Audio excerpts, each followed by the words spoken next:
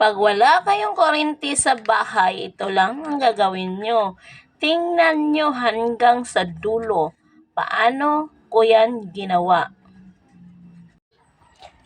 Pag walang kuryente, ito lang ang gagawin nyo. Lagyan ng bigas.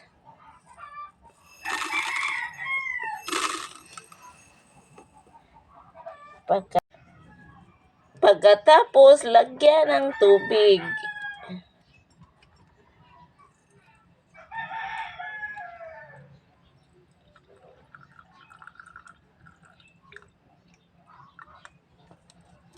Pagkatapos, lagyan ng oil ng konti.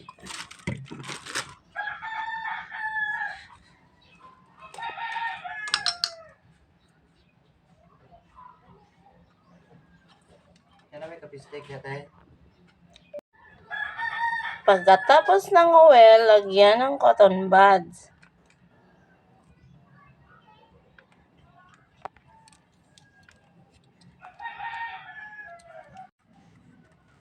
Pagkatapos ng cotton buds, sindihan natin.